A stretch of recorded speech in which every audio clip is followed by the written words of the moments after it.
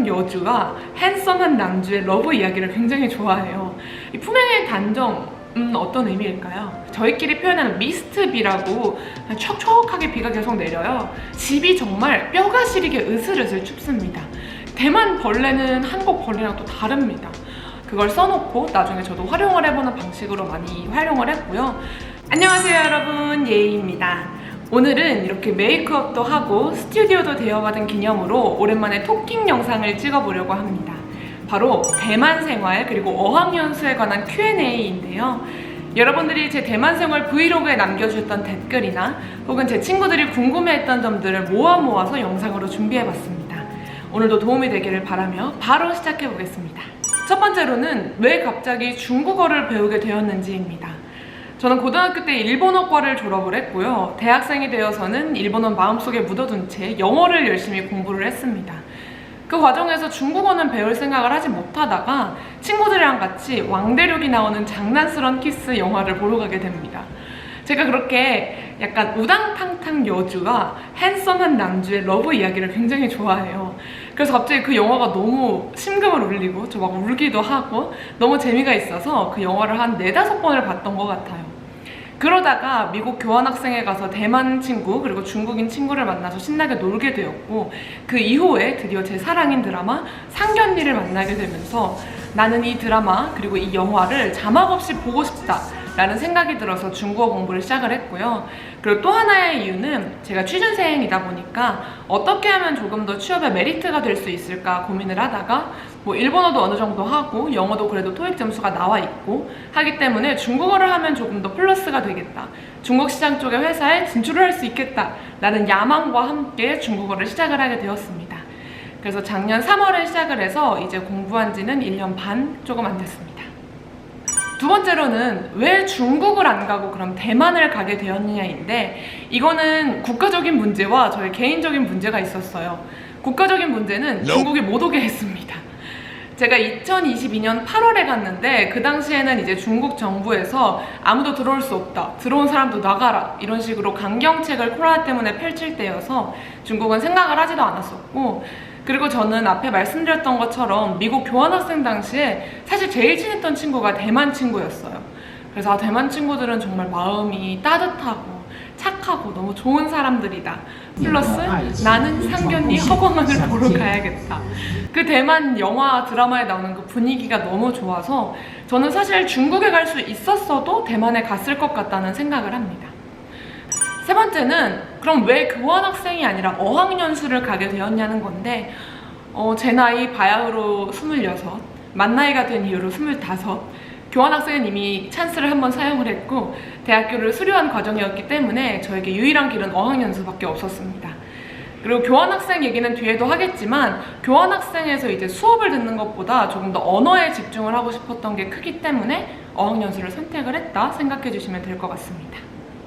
네 번째는 그렇다면 어학연수와 교환학생의 차이는 무엇이 있냐는 것인데, 저는 미국으로 교환학생을 다녀왔고 대만으로 어학연수를 다녀왔기 때문에 문화적인 차이가 있을 수 있고 또 학교마다 차이가 있을 수 있습니다.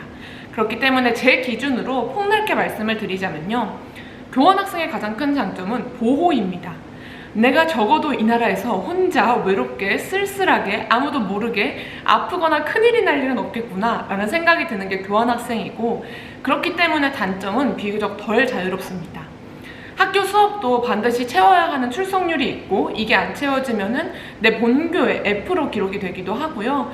그리고 또 학교에서 계속해서 나를 케어하기 때문에 통금이 있는 학교도 있고 어느 정도 나가지 못하는 그런 제한이 있을 수가 있겠죠.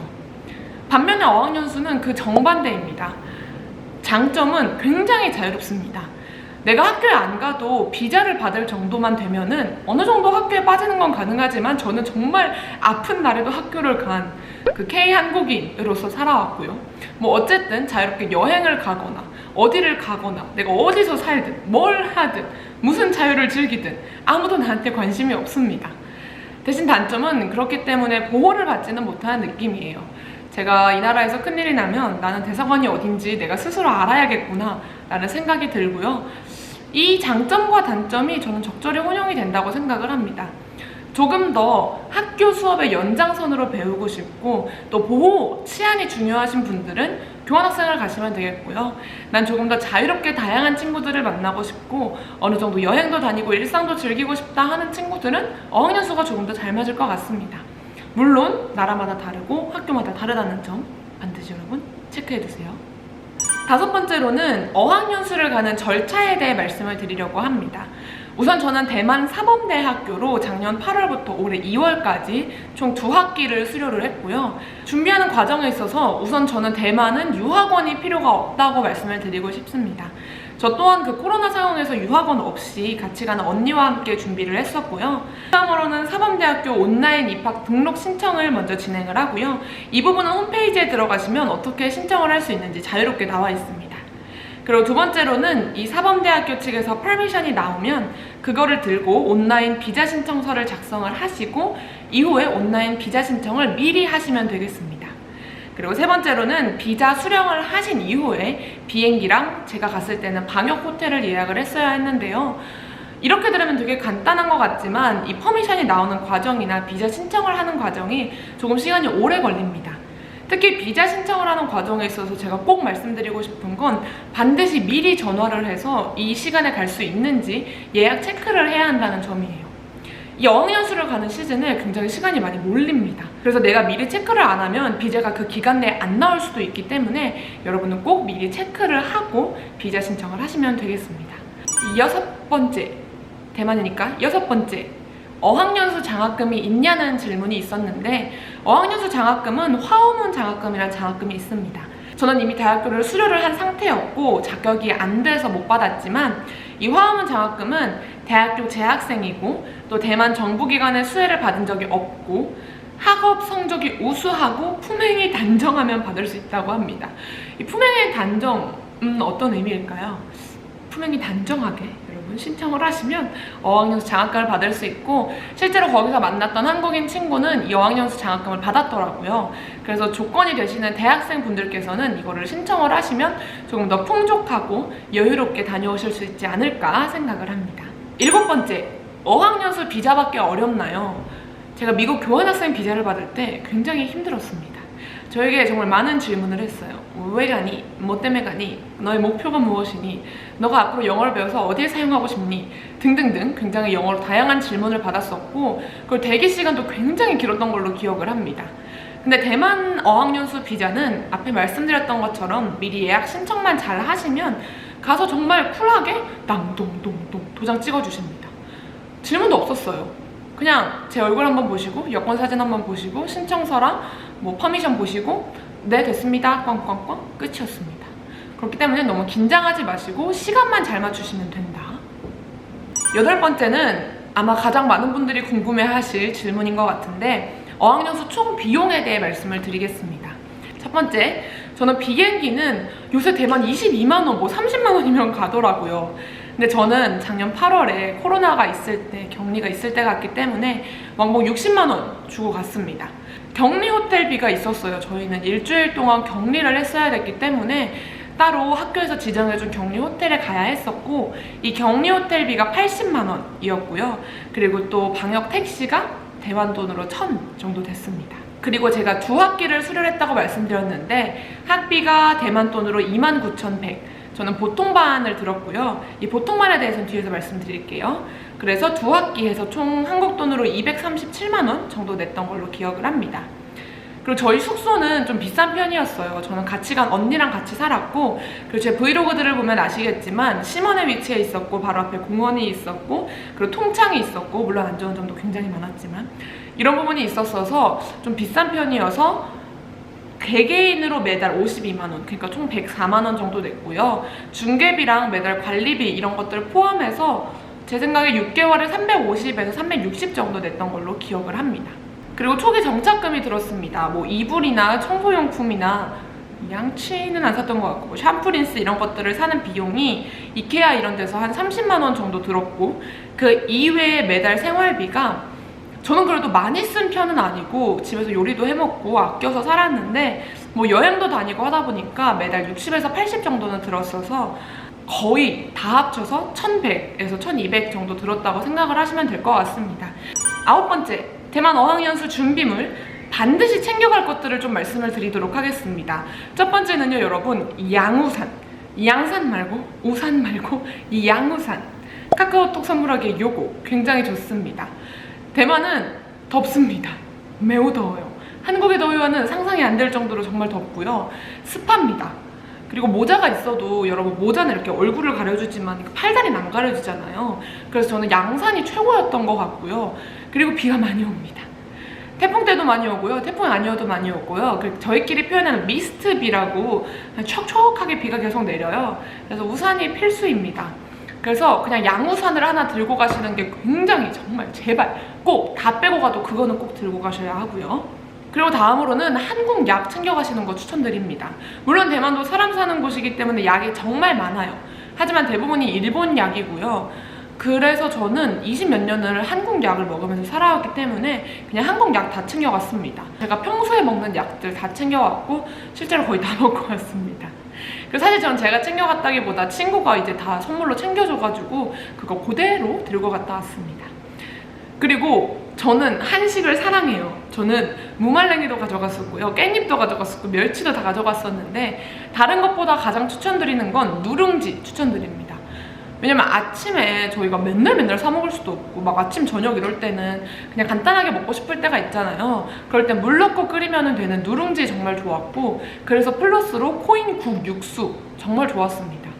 제가 중간에 진짜 아팠던 때가 있었는데 그때 뭐 한국 죽을 먹고 이럴 순 없으니까 그때 그 룸비 언니가 챙겨와서 언니가 저 먹으라고 준 거에다가 그 황태국에 누룽지 넣어가지고 보글보글 끓여서 김치랑 무말랭이랑 먹으니까 싹 나왔어요. 그래서 꼭 코인국 육수랑 저 누룽지 챙겨가시면 좋고요. 그리고 젤리 좋아하시는 분들은 젤리 챙겨가세요. 대만 젤리가 없어요. 다 일본 젤리고 굉장히 비쌉니다. 저 그 추파춥스 젤리랑 하리보 싸워 먹고 싶어가지고 미쳐버리는 줄 알았는데 제 한국 친구들이 여행 오면서 사다 줬잖아요. 진짜 젤리 없습니다. 젤리 꼭 챙겨가시고요. 그리고 대만에 가서 사야 할 것들을 플러스로 말씀을 드리자면요, 첫 번째는 전기장판입니다. 여러분 어이가 없죠. 제가 아까 앞에서 대만은 정말 덥습니다 했는데 대만 11월 말부터 1월까지 진짜 추워요. 그리고 대만 집이 진짜 춥습니다. 여러분 아마 작년에 그 대만에서 겨울에 동사로 몇 분이 사망하셨다는 기사를 본 적이 있을 거예요. 다들 대만 더운 나라 아니야? 라고 생각하실 수 있는데 집이 정말 뼈가 시리게 으슬으슬 춥습니다. 그래서 저희 한국 친구들 다 한 번씩 감기를 앓았을 정도로 대만의 추위를 무시할 게 못 돼요.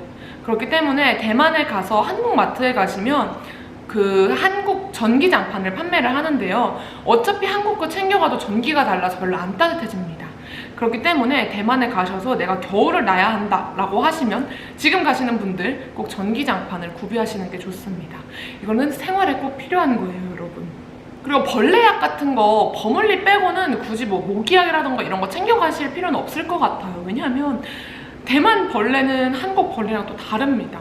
대만 벌레가 얼마나 다양한지 아세요? 정말 각양각색의 막 엄청 초록색한 벌레도 있고요, 바퀴벌레도 있고요, 모기도 있고, 모기는 별로 없는 것 같은데 어쨌든 벌레가 다양한데 대만 약이 더 잘 듭니다. 까르푸 가서 대만 바퀴벌레 약 사는 게 훨씬 추천을 드립니다. 10번째로는요, 어학연수 수업 방식에 대해 좀 말씀을 드리려고 합니다. 학교에서 수업이 어떻게 이루어지는지 사범대학교, 제가 들은 사범대학교 기준으로 말씀을 드릴게요. 우선 사범대학교는 보통반과 밀집반으로 나뉩니다. 보통반은 하루에 2시간 수업이고요, 밀집반은 하루에 3시간 수업입니다. 차이는 요 시간의 차이이고요. 그렇기 때문에 진도에서 엄청난 차이가 나겠죠. 저는 보통반 하루에 2시간 반을 들었고요. 반 인원은 6명에서 10명 정도로 진행이 되었습니다. 그리고 선생님마다 다르지만 수업은 교재를 말하기, 쓰기, 읽기 수업이 골고루 나가고, 그리고 PPT가 있는 선생님들은 PPT와 함께 새로운 단어 그리고 그 이외에 파생된 단어들을 함께 배웁니다. 그리고 그 단어로 어떻게 문장을 만들 수 있는지 그 문장을 만드는 방법도 배우고요. 큰 시험, 따반커라 부르는 큰 시험이 2번 있습니다. 이 시험은 반을 다음 반으로 올라가는데 60점 이상을 넘으면 되고 크게 어렵진 않고요. 쓰기와 읽기로 구성이 되어 있습니다. 객관식이랑 주관식으로 구성이 되어 있고, 말하기 시험은 있었는데 없어졌다고 들었어요. 다시 생길지는 모르겠습니다. 다음 어학연수 생활과 관련해서 11번째 질문, 어학연수 가면 정말 중국어가 느나요? 라는 질문이 많았는데 이 영상, 제가 올린 이 영상을 참고해주시면 좋을 것 같고요. 그리고 저는 이거는 정말 싸바싸라고 생각을 합니다. 반년, 1년을 있어도 중국어가 다른 사람들보다 훨씬 안 느는 사람도 있고요.